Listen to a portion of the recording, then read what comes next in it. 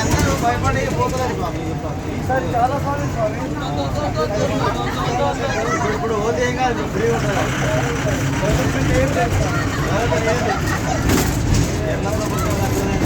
డబ్బులన్నీ అయ్యప్ప